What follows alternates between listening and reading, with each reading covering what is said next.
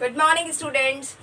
मैं जयपुर से doctor Tripti Vijayvargiya SSN Subodh PG autonomous college से अपना यूट्यूब चैनल पर आप लोगों का वेलकम करती हूं और आज आपको अपना सब्जेक्ट पढ़ा रही हूं टूल्स एंड टेक्निक्स, जो कि प्रिंसिपल्स भी है, प्रिंसिपल्स और techniques of TQM, total quality management का। जैसा कि मेरी लास्ट वीडियोस में मैंने आपको बताया था किस तरह से उसका स्कोप होता है, क्वांटिटेटिव और नॉन क्वांटिटेटिव होता है। इसी को थोड़ा आगे और बढ़ाते हुए बात करते हैं थॉरोली कि कौन से प्रिंसिपल्स को फॉलो किया जाता है TQM में और कौन से टूल्स और टेक्निक्स को यूज किया जाता है। तो शुरुआत करते हैं प्रिंसिपल से। इनको हमने जैसे प्रिंसिपल्स और टेक्निक्स को हमने दो बाइफरकेशन कर दिए हैं, प्रिंसिपल्स एंड प्रैक्टिसेस और टूल्स एंड टेक्निक्स। पहले बात करते हैं प्रिंसिपल्स की। कौन से प्रिंसिपल्स हैं या कौन सी प्रैक्टिसेस की जाती हैं जो कि TQM का मेन कोर होते हैं, राइट। सबसे पहली चीज है लीडरशिप। और लीडरशिप का मतलब है मैनेजरशिप नहीं, लीडरशिप। लीडरशिप कहता है कि आप खुद भी काम करो और अपने साथियों से भी काम करवाओ, प्लस टीम स्पिरिट की बात करता है। लीडरशिप में हमेशा टीम स्पिरिट की बात की जाती है, सब लोग मिलके काम करते हैं और जो भी रोल मॉडल होता है उसको एक सेट किया जाता है और उसके हिसाब से आगे बढ़ा जाता है। तो मैनेजमेंट को रोल मॉडल को सामने रख के, एथिकल बिहेवियर्स को सामने रख करके, प्रॉपर कम्युनिकेशन डेवलप करके और ट्रेनिंग और कोचिंग दे करके मैनेजमेंट किया जाता है।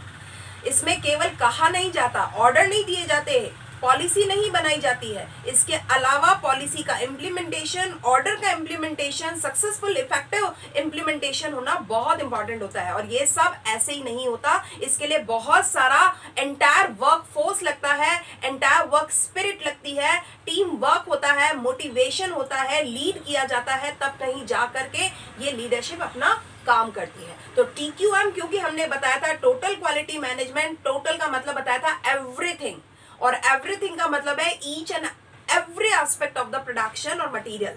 तो इन सारी चीजों की अगर हम जब बात कर रहे हैं तो लीडरशिप सभी जगह पे नजर आनी चाहिए, इसको कहते हैं लीडरशिप। आगे बढ़ते हैं कस्टमर सेटिस्फेक्शन। और कस्टमर सेटिस्फेक्शन का मतलब मैंने आपको बताया भी था कि TQM के अप्लाई होने से पहले तो कॉस्ट ओरिएंटेड हुआ करता था, जो प्रोडक्ट हुआ करता था, मार्केट हुआ करता था, वो प्रोडक्ट ओरिएंटेड हुआ करता था। अब होता है कस्टमर ओरिएंटेड, यानी प्रोडक्ट अपने आप बिक जाएगा अगर हमने अपने कस्टमर की नीड्स और एक्सपेक्टेशंस को सेटल कर लिया तो ये जो कस्टमर सेटिस्फेक्शन है ये इसका सेकंड प्रिंसिपल है और वो ये कहता है कि किसी भी कस्टमर को मोस्ट इंपॉर्टेंट कंसिडरेशन दिया जाना चाहिए TQM में। अगर आपने अपने कस्टमर को एक कंसीडर एलिमेंट नहीं माना तो मान के चलना कि कस्टमर आपको कंसीडर नहीं करेगा। तो if you want to consider in the market you have to consider of the customers. तो इस सारी चीजों के लिए कहता है कि किसी भी ऑर्गेनाइजेशन के लिए बहुत इंपॉर्टेंट होता है कि वो अपना हर काम कस्टमर पॉइंट ऑफ व्यू से कंप्लीट करे। हमारा ग्राहक क्या चाहता है, हमारा ग्राहक हमसे क्या उम्मीदें करता है, हमारा ग्राहक क्यों हमसे दूसरी तरफ शिफ्ट हो जाएगा, क्यों हमसे स्टिक रह पाएगा, इन सारी चीजों के लिए हमें पहले फोकस करना होगा, पहले से प्लान करना होगा। इसलिए कहा जाता है कि कोई भी ऑर्गेनाइजेशन केवल उसी स्थिति में मोर प्रॉफिटेबल रहेगी जब वो अपने कस्टमर को ध्यान देगी और वो मार्केट में भी चैलेंजेस को मीट कर लेगी अगर वो अपने कस्टमर्स को सेटल कर लेती है, उसको सेटिस्फाई कर लेती है। तो आगे बात करते हैं एम्प्लॉय इंप्रूवमेंट। आप पूरी वर्कफोर्स को इंप्रूव करना बहुत इंपॉर्टेंट है।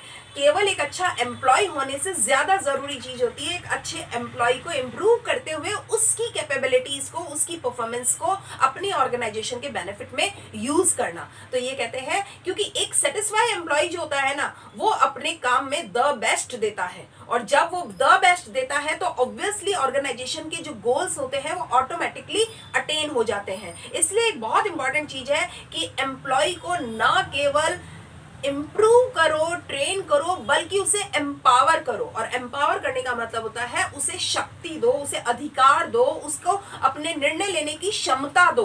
काम करने का एरिया तो आप दे ही रहे हो, कैपेबिलिटी उसके पास है, स्किल्स उसके पास है, ट्रेनिंग देने के बाद उस स्किल्स को अगर यूज करना है तो उसे एम्पावर भी करो। और एम्पावर करने का मतलब है सशक्तिकरण, उसे सशक्त कर दो, उसको अपनी ऑर्गेनाइजेशन को वी एटीट्यूड को डेवलप होने दो। वो केवल वहां एक एम्प्लॉय नहीं है जो कि एक सैलरी लेगा और बात खत्म हो जाएगी, नहीं, वो अपनी संस्था को, अपना परिवार, अपनी संगठन मानते हुए उसमें द बेस्ट देगा। और ऐसा तब होगा जब आप उसे एम्पावर करोगे। और एम्पावरमेंट का मतलब होता है एक इंडिविजुअली रिस्पॉन्सिबिलिटी दे देना और उसे एक डिसीजन मेकिंग पावर दे देना, ताकि कि उस ऑर्गेनाइजेशन के हित में वो अपने निर्णय लेते हुए और अपनी क्षमताओं को यूज करेगा। आगे बात करते हैं कंटिन्यूअस इंप्रूवमेंट। जो कंटिन्यूअस इंप्रूवमेंट है वो ये कहता है कि किसी भी संस्था में जो कहा जाना चाहिए कि चेंज जैसे हमेशा है, चेंज इज फॉर एवर, ऐसे ही improvement is always, is forever. आप अपने आप में सुधार सदा कर सकते हो, इसकी कोई ना उम्र है, ना कोई सीमा है, ना कोई टेरिटोरी है, कोई चीज में नहीं बंधी हुई है इंप्रूवमेंट। सुधार करने की क्षमताएं अपने आप में होती हैं। अगर हम अपने आप को सुधार करना चाहते हैं तो we can do at every time, हर समय हम सुधार कर सकते हैं। और ये जो डिससेटिस्फैक्शन का जो लेवल है उसको कम करते हुए सेटिस्फैक्शन लेवल तक हम आगे बढ़ सकते हैं। और इसके लिए कहता है इसमें तभी होगा इंप्रूवमेंट जब हम वेस्ट को ना केवल एस्टिमेट करेंगे बल्कि एलिमिनेट भी करेंगे। हमें वेस्ट को एलिमिनेट करना है। कितनी कोई भी चीज हो, चाहे वो टाइम हो, मनी हो, एनर्जी हो, मटेरियल हो, कोई भी तरीका हो सकता है, वो सारी चीजों में अगर हमने वेस्ट को एलिमिनेट कर लिया तो यकीन मान लीजिए कि हमने अपने इम्प्रूवमेंट को सुधार लिया, हमने इम्प्रूवमेंट कर लिया है। और इस इम्प्रूवमेंट के लिए बहुत सारी चीजें हैं कि हम हमारे संस्था में इम्प्रूवमेंट को किसी एक टाइम फेज से ना बांधे, कंटिन्यूअस इम्प्रूवमेंट होना चाहिए, कंसिस्टेंट वे में इम्प्रूवमेंट होना चाहिए, नित्य नया दिन एक नया सुधार लेकर आना चाहिए। तब कहीं जाकर के हम TQM के प्रिंसिपल्स को फॉलो करते हैं। आगे बात करते हैं जो कहता है सप्लायर्स पार्टनरशिप। हमारे जो सप्लायर्स होते हैं उनको हम अपना पार्टनर कहते हैं। क्यों कहते हैं? क्योंकि हमारे सप्लायर का ट्रस्ट हमारे लिए बहुत जरूरी होता है। वही वो लोग हैं जो हमें क्वालिटी मटेरियल सप्लाई करने वाले हैं। और अगर मटेरियल क्वालिटी वाला नहीं हुआ तो प्रोडक्शन और प्रोसेसिंग में कुछ नहीं होने वाला। मटेरियल बेसिक है, फाउंडेशन है, मटेरियल का क्वालिटी होना बहुत इंपॉर्टेंट है। तब कहीं जाकर के अपने मैनेजमेंट स्किल्स से आप इंप्रूवमेंट लेके आओगे। तो अगर आप एक्चुअली क्वालिटी लेना चाहते हो तो मटेरियल से शुरुआत होती है। और यहाँ पे JIT कंसेप्ट जो होता है जस्ट इन टाइम, जिस समय जरूरत पड़े उस समय हमें क्वालिटी मटेरियल मिल जाना चाहिए। तो ऐसे हमारे सप्लायर्स के साथ में इस तरह की रिलेशनशिप और बॉन्डिंग होनी चाहिए कि एक दूसरे पे हम ट्रस्ट कर सके। अगर माल खराब आ रहा है पीछे से तो वो सप्लायर तुरंत कह दे सर अभी आपको माल थोड़ा टाइम रुक के मिलेगा क्योंकि माल आपके वाली क्वालिटी का नहीं आ रहा है। अदरवाइज वो सप्लायर दे भी सकता था, उसे तो पैसा मिलता, पर एक ट्रस्ट होता है कि कोई पर्टिकुलर ऑर्गेनाइजेशन किस तरह का माल पसंद करती है। अगर वो हाई पे कर रही है तो उसे हाई क्वालिटी देना उसकी रिस्पॉन्सिबिलिटी, उसका फर्ज, उसका एथिक्स होते हैं। तो ये जो ट्रस्ट है, ये जो बॉन्डिंग है, ये ऐसे ही नहीं डेवलप होती है। ऐसा तब होता है जब हम सप्लायर्स के साथ अपनी पार्टनरशिप निभाते हैं। और पार्टनरशिप आपको पता है फिड्यूशियरी रिलेशनशिप पे मेंटेन करती है, हमारा ट्रस्ट पे डिपेंड करती है। और ऐसा तब होता है जब हम क्वालिटी, क्वांटिटी और प्राइस ऑफ मटेरियल के साथ में बहुत ट्रांसपेरेंट होते हैं एक दूसरे के साथ। अगर हम एक दूसरे के साथ ट्रांसपेरेंट नहीं होंगे तो कहीं ना कहीं एक दूसरे को हम धोखा दे रहे होते हैं। तो ये हो गया सप्लायर्स पार्टनरशिप। एक और जो हमारा प्रिंसिपल है वो कहता है परफॉर्मेंस मेजर्स। तो परफॉर्मेंस मेजर्स का मतलब होता है हर एक व्यक्ति की जो परफॉर्मेंस है उसको काउंट की जानी चाहिए। आप इसे क्वांटिटेटिव फॉर्म में नहीं, क्वालिटेटिव फॉर्म में भी काउंट करें। अगर किसी व्यक्ति ने 200 यूनिट प्रोडक्शन किया है और किसी दूसरे ने 150 किया है तो आप ये नहीं कह सकते कि परफॉर्मेंस 200 यूनिट प्रोड्यूसर की ज्यादा अच्छी है। नहीं, इट मे बी डिफर कि 150 वाले की क्वालिटी बहुत अच्छी हो इन कंपैरिजन ऑफ 200। तो अगर आपको किसी के भी परफॉर्मेंस को कंपेयर करना है, मेजर करना है, तो you have to be concentrate on not only the quantitative but also the qualitative.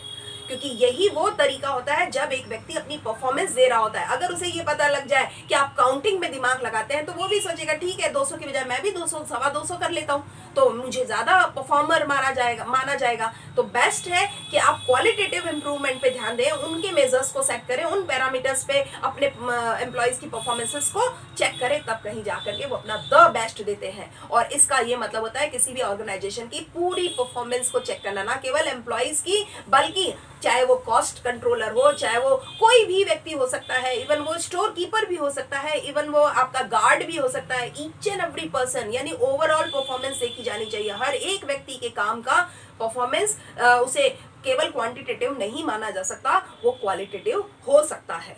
तो इसे दोनों ही नजरियों से देखा जाना चाहिए। ये तो सारी बात हुई हमारे प्रिंसिपल्स और प्रैक्टिसेस की। अब बात करते हैं टूल्स और टेक्निक्स की। बात करेंगे, दो तरह के टूल्स एंड टेक्निक्स होते हैं, एक होता है क्वांटिटेटिव, एक होता है नॉन क्वांटिटेटिव। सबसे पहले बात करते हैं एसपीसी की। अब एसपीसी क्या होता है? स्टैटिस्टिकल प्रोसेसिंग कंट्रोल होता है ये, और इसमें क्या किया जाता है, जो भी मैन्युफैक्चरिंग प्रोसेसेस होते हैं उन पर प्रॉपर्ली मॉनिटरिंग करते हुए डाटा को कलेक्ट किया जाता है और उस डाटा को इवैल्यूएट करने में और कंट्रोलिंग टेक्निक्स को डेवलप करने में यूज किया जाता है। तो यकीन मान लीजिए कि इंडस्ट्रियल स्टैंडर्ड का जो कहना चाहिए मेथोडोलॉजी है वो एसपीसी ही होता है। इससे हम कंटिन्यूअस क्वालिटी पे कंट्रोल करते हैं, मॉनिटर करते हैं, और जितना भी मैन्युफैक्चरिंग प्रोसेस होता है वो under observation, under strict observation होता है। ये एक तरीके से प्रोडक्ट और प्रोसेस मेजरमेंट का एक मेथड होता है जिसको रियल टाइम कैलकुलेट किया जाता है मैन्युफैक्चरिंग के दौरान। ये होता है एसपीसी। अब बात करते हैं एक्सेप्टेंस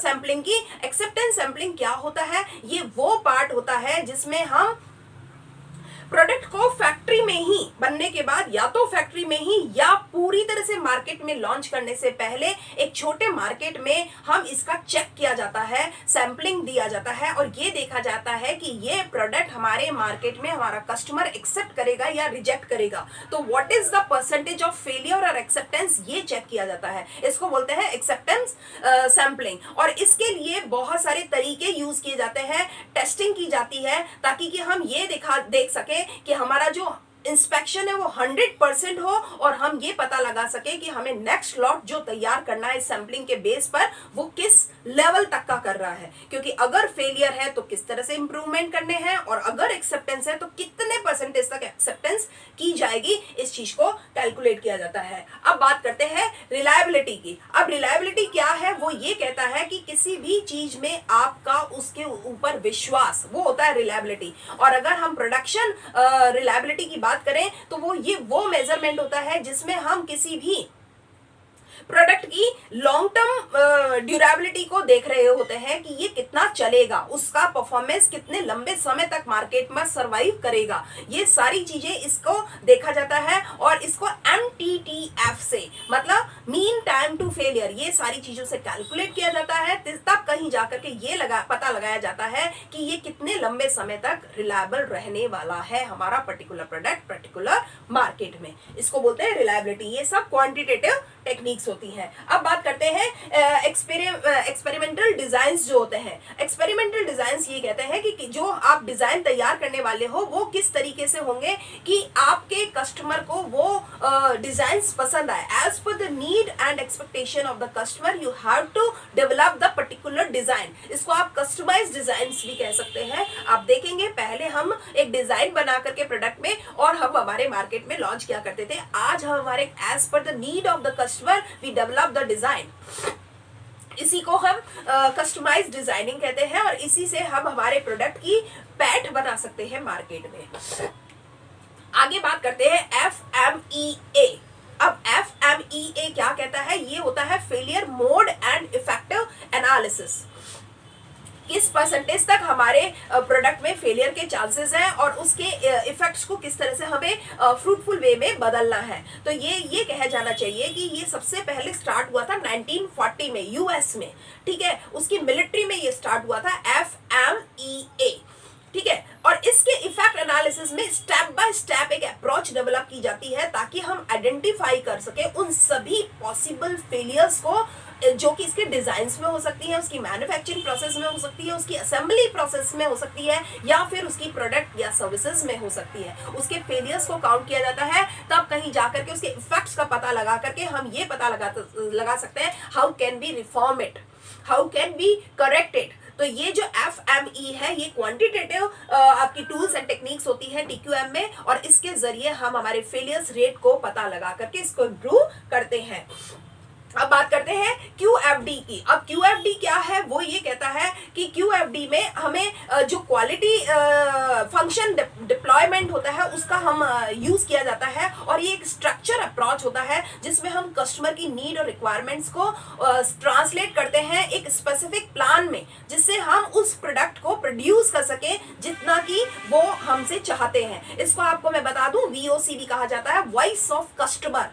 वॉइस ऑफ कस्टमर का मतलब है हम अपने कस्टमर की आवाज को सुनते हैं और as per the voice of customer we convert the design, we convert the product into that particular expectation. तो इसको बोलते हैं क्वालिटी फंक्शन डिप्लॉयमेंट। आप कन्वर्जन करते हो, ये ट्रांसलेशन होता है कस्टमर रिक्वायरमेंट का मेजरेबल डिजाइन्स में या टारगेट्स में, जिसको हम असेंबल करेंगे हमारे प्रोडक्ट्स और सर्विसेज में।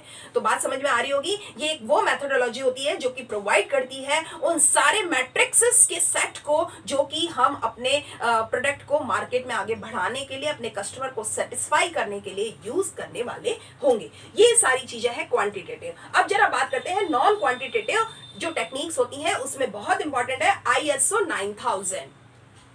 जो ISO 9000 है वो क्या कहता है, वो ये कहता है कि ये वो इंटरनेशनल स्टैंडर्ड्स हैं, इंटरनेशनल स्टैंडर्ड्स ऑफ ऑर्गेनाइजेशन है जो कि 9000 सीरीज में डेवलप हुए हैं। और ये वो फ्लेक्सिबल स्टैंडर्ड्स होते हैं जिसके तहत हम अपने एक ऑर्गेनाइजेशन अपने स्टैंडर्ड्स को फॉलो करती है। और इसका जो स्कोप होता है वो ये पता लगाना होता है कि कितना इफेक्टिव होगा, कितनी बड़ी रेंज होगी उस कंपनी की उसके मार्केट में, और किस तरह से वो क्वालिटी स्टैंडर्ड्स को फॉलो करते हुए मार्केट में अपनी गुडविल को मेंटेन करेगी। तो इस इंटरनेशनल स्टैंडर्ड क्वालिटी मैनेजमेंट और क्वांटिटी एश्योरेंस को डेवलप किया गया था ताकि कि कंपनीज इफेक्टिवली मार्केट में अपने क्वालिटी सिस्टम को लागू कर सके और मेंटेन कर सके एक एफिशिएंट क्वालिटी सिस्टम को। ठीक है, और ये एक इंडस्ट्री के लिए एक और दूसरी इंडस्ट्री के लिए वही नहीं होते हैं। It is vary from industries to industries, right. तो ये अलग अलग होते हैं और इनका एक सीरीज होता है ISO 9000 सीरीज ऑफ स्टैंडर्ड्स भी कहा जा सकता है इन्हें।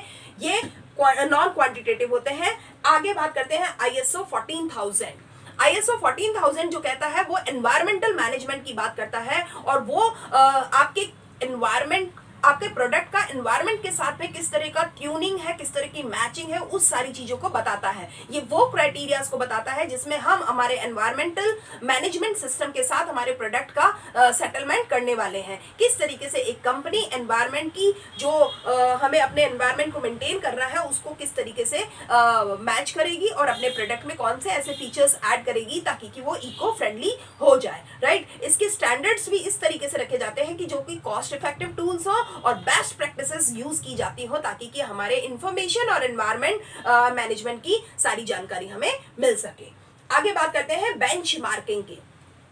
बेंचमार्किंग क्या है? बेंचमार्किंग ये कहता है कि किस तरीके से हमारे कंपनी का जो कॉस्ट है या उसका साइकिल टाइम है या प्रोडक्टिविटी है, क्वांटिटी है, उसका स्पेसिफिक प्रोसेस है वगैरह है, उन सारी चीजों के कंपेयर करने को बेंचमार्किंग कहते हैं। ये वो प्रोसेस होता है जिसमें हम किसी भी इंडस्ट्री के स्टैंडर्ड्स को या उसकी बेस्ट प्रैक्टिसेस को मेजर करते हैं। और बेंचमार्किंग सबसे पहले जो यूज किया गया था वो कॉबलर्स में यूज किया गया था ताकि कि ये देखा जाए कि वो शूज जो हम पांव के नाप का जो जूता बनाते हैं उसमें किस तरीके से वो सेट करेंगे। यानी हम ये देखते हैं किस तरीके से एक जरा सा भी जो पांव का नाप होता है उसमें जरा सा भी बदलाव हो तो किस तरह से क्वालिटी शू बनाया जा सकता है, इसको बोलते हैं बेंचमार्किंग। तो ये एक तरीके से वो टूल होता है जो सस्टेन करने के लिए यूज किया जाता है और TQM पैराडाइम में ये बहुत ही इंपॉर्टेंट टूल साबित होता है। इससे हम अपने ऑर्गेनाइजेशन की कॉम्पिटिटिव परफॉर्मेंस को इंक्रीज कर पाते हैं और कंपेयर कर पाते हैं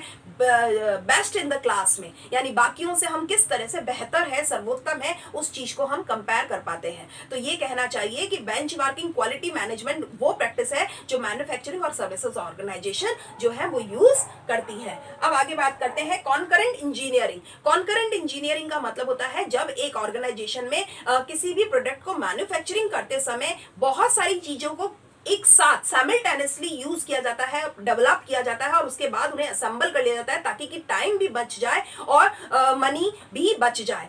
एक ही समय पर बहुत सारे काम एक साथ किए जाते हैं, अलग अलग टीम बनाई जाती हैं और कॉन्करेंट इंजीनियरिंग कहते हैं उसको।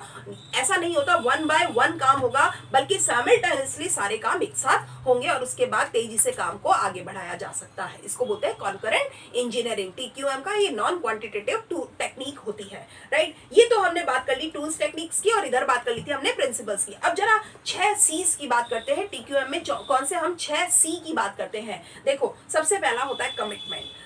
कमिटमेंट किसके साथ है? कमिटमेंट है हम हमारे एम्प्लॉयज के साथ में। We are here, we the team spirit, हम टीम को साथ में लेकर उनके इंप्रूवमेंट को, उनको एम्पावर करते हुए आगे बढ़ते हैं, दैट इज कमिटमेंट। आगे बात करते हैं कल्चर। इस तरह का वर्क कल्चर डेवलप किया जाता है ऑर्गेनाइजेशन में ताकि कि हम ज्यादा से ज्यादा बेहतरीन काम कर सके, किसी एक जगह नहीं, बल्कि वर्क कल्चर हमेशा लॉन्ग टर्म बेसिस होता है, तो एक कल्चर डेवलप किया जाता है। कंटिन्यूअस इंप्रूवमेंट, अभी आपको मैंने बताया improvement is always for ever, हमेशा हमेशा के लिए है ये। तो कंटिन्यूअस इंप्रूवमेंट ये कहता है, ये कोई एक पर्टिकुलर टाइम पीरियड से बंधा हुआ नहीं है, it will goes on for ever, ये हमेशा के लिए आगे चलता रहेगा। तो ये सी है कंटिन्यूअस इंप्रूवमेंट। एक आता है कॉपरेशन, हमें एम्प्लॉयज का कॉपरेशन करते हुए, लेते हुए, उनको कुछ अच्छा देते हुए, उनसे बहुत अच्छा लेते हुए, तब हमारे ऑर्गेनाइजेशन का सर्वाइवल हमें इंश्योर करना होता है, और साथ में हमारे प्रोडक्ट की डेवलपमेंट करनी होती है, उसकी पैठ बनानी होती है मार्केट में। एक आता है कस्टमर फोकस।